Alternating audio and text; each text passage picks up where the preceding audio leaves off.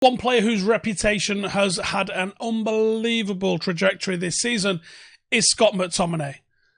So this is 5 things that we learned about Scott McTominay. Number 1, is he a future captain? We've seen this season with Scott McTominay that at times when it's needed it, he's been rallying the troops, bollocking the troops, leading by example on and off the pitch. Wes Brown happened to mention as well, he's taken a big step up and taken that leadership role, and he's not fazed by anything. Scott's performances have been level-headed. Scott's attitude has been almost flawless. And I think when he first came onto the scene, many people would have just thought, it's another academy graduate just given the opportunity. I think in those early days when Mourinho was playing him, it was almost a case of, well, he's only playing him because he's massive. That was a criticism a lot of people got from him. He's got weaknesses in possession. What can he actually do? Then he got given Manager's Player of the Year, which was... I mean, I don't know how many of you are aware of this, but that wasn't a real award. That was an award that Jose decided on the night. I'm giving Scott McTominay an award tonight. You better go find something. And somebody went and found a sculpture that was in the MUTV office and then give it him. That happened. So there was a lot of, is Jose just favouring one of the youngsters so he can stat pad and say that he's brought in his own youngster? But the difference between McTominay under Jose Mourinho and the McTominay that's now being deployed by Ole Gunnar Solskjaer is almost night and day. Solskjaer's place in the team isn't in question. His attributes for why he plays on a regular basis are well known. And I think a lot of fans missed him on team sheets when he wasn't available. And he's put in some good performances in the big games when selected as well. Which brings us on to point 2. He performs in the big games. 2 times this season, Scott has been awarded the man of the match, which doesn't sound a lot, but for someone who plays as deep as he plays, 23 years of age, it's not bad considering that these man of the match awards came against both Arsenal and Leicester for showing imposing performances in the middle of the park. Aside from his goal against Manchester City, which is the last goal that I saw live, which honestly feels like it was about 15 years ago now, he's actually been fantastic both occasions against Manchester City. And even one of the breakout performances that we saw from McTominay, which wasn't really attributed to McTominay, was the Chelsea performance in Jose's season as well, when he was asked to do a very specific job, sort of looking after the wingers and sort of backfilling in so we didn't get done down the sides. McTominay had an excellent performance in that game, and in the big games when he's given quite specific instructions what to do defensively, he's been almost flawless. Now, Scott picked up a knee injury in the middle of the season, and that knee injury kept him out for 7 matches. But in the middle of those 7 matches, there was 4 very key matches which he was missing for: Chelsea, Liverpool, Arsenal and Wolves. Tough ties that you think that you would want a very solid midfield to be in. Now, without McTominay in the squad, United only picked up 4 points in those 4 games, which I think most people would agree is quite... underwhelming amount of points to receive from Manchester United.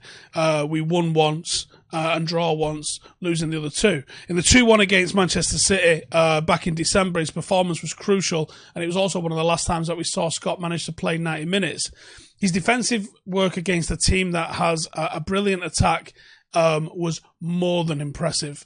7 ball recoveries, 5 clearances, 4 out of 5 aerial battles won, 3 out of 3 tackles won, 3 interceptions. Fantastic performance. Literally fantastic performance. There's no but here. It was just great performance. There is no doubt that the way we play and the way Scott performs, being so unfazed, like Wes Brown said, in the big games, is key to what Solskjaer wants to do going forward. And even though he's not the sort of player that's, although yeah, he literally scored the last goal I saw live, even though he's not the kind of guy that's going to score you goals that win you games, what he does is so important. And very often people will rely on... I mean, I saw an argument on Twitter the other day. I mean, I don't argue on Twitter, that's what Jay does. But I did see an argument on Twitter the other day, which a guy was saying he'd rather have match winners like... And he said Steven Gerrard in there, over players like Pirlo or Roy Keane or Paul Scholes. And I'm like, that is the problem right there.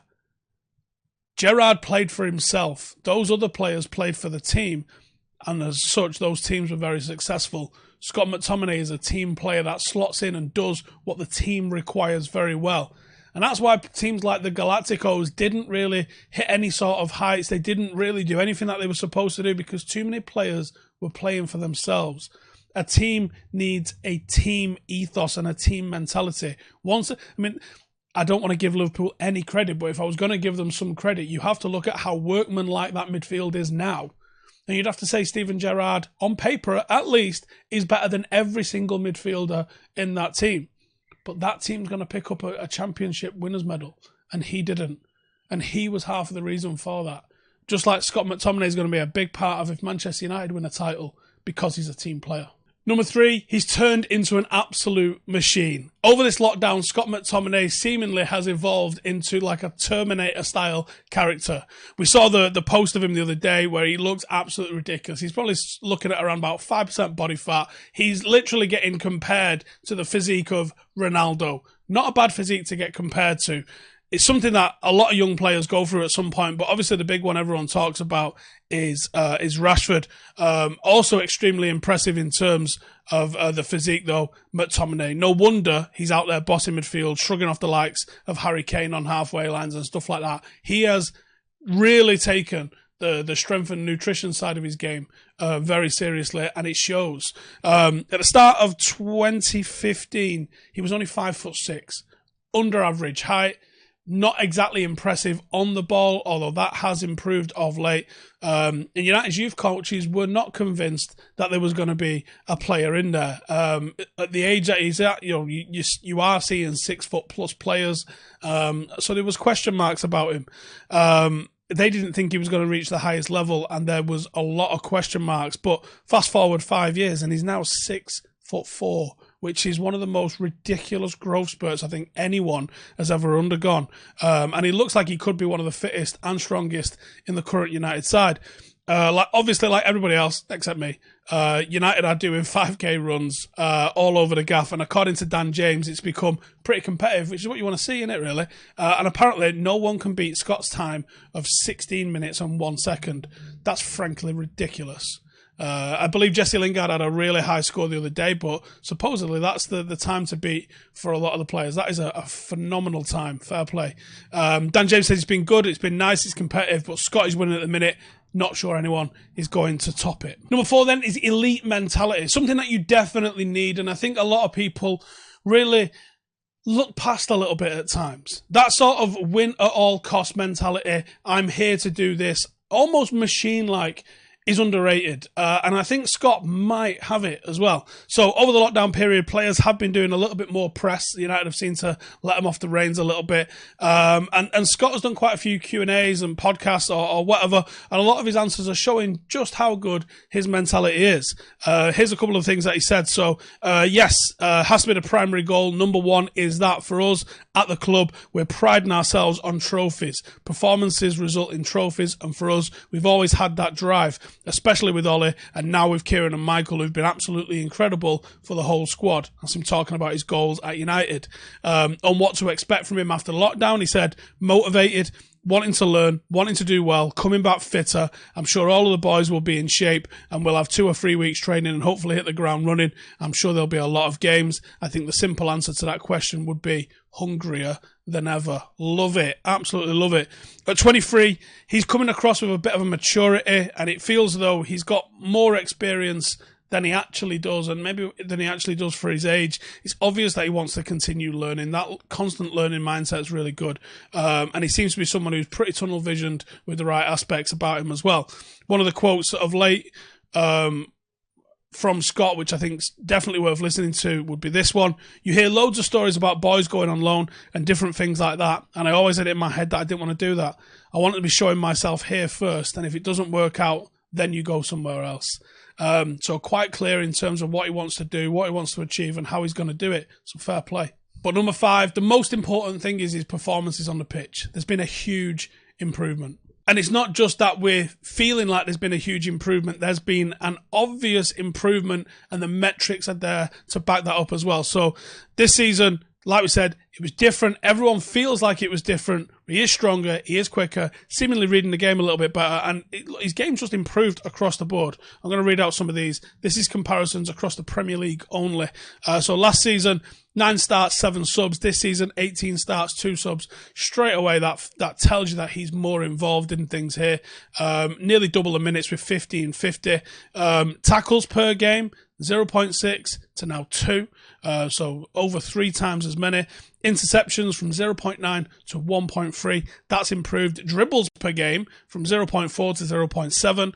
Key passes has gone from 0.1 to 0.8. That's a big jump. Long balls, 1.1 to 2.9.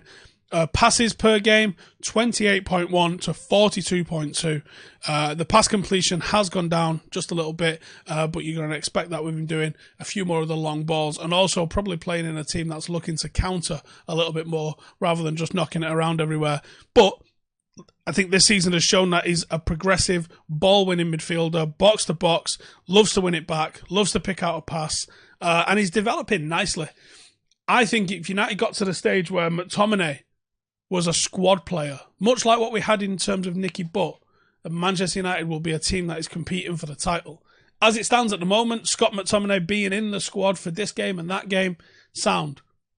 I think someone like Asal Niguez that would come in and go, I'm number one, and have someone like Scott as backup, now you're talking about a very serious squad, which is what we want. Start to the season was properly impressive from him. He won United's Player of the Month for September. Clear to see that he took that momentum into the rest of the season before the injury stunted it. He is a little bit of a goal threat. I think that comes with the box-to-box nature. He's got 4 goals in the Prem from defensive midfield, which is a pretty decent amount for someone that's played 18 games. That's not a bad return, really. One of the goals was pretty special. And, you know, other than the LASK game, it's probably engraved in the minds of every United fan, because of the feeling that we felt watching that drop into the back of the net. Fantastic. So I think Scott's going to be in contention for a starting place for next season, for sure. He's probably got some competition from Matic, who did look a little bit rejuvenated towards the back end, and Fred obviously has been phenomenal this season. I think if we ever got to the stage where he was our rotation midfielder, I think we'd be in a very good position. And a lot of people are always like, what's our best starting 11? Well, what did you do last week? Who are we playing next week? Who are we playing tonight? Those are 3 questions that we have to ask ourselves. You know, players like Nicky Butt, John O'Shea, they'd be getting 25 games a season as people that are getting rotated in and out. It's a testament to the quality of those players, and not a diss. That if you could have someone like Scott McTominay fulfilling that role, because I don't think he's world class. I think he's playing very well. But I don't think he's world class. And I think if you did have a genuine world class midfielder, 1, Scott could learn off him and be mentored by him. And 2, you're not going to see a massive drop off when that world class midfielder's unavailable or needs a break. You bring someone like Scott in, keeping the intensity on. Much like what we're doing up front, where we're building a real squad of, okay, you're bringing on Greenwood, you're bringing on Agallo, potentially you're going to have like Sancho, Martial and Rashford starting. You've got those players plus Dan James coming off the bench. I think having somebody like Scott McTominay coming off the bench after 70 minutes of Sal Niguez or somebody like that bossing it for the entire game, I think you've got a serious football team. And that's what I can't wait to see. Cheers for watching. Make sure to check out the Patreon group in the description. There may have been a little bit of Angel Gomez news posted last week. If you'd like to check that out, go check it out. See you in the next one. Laters.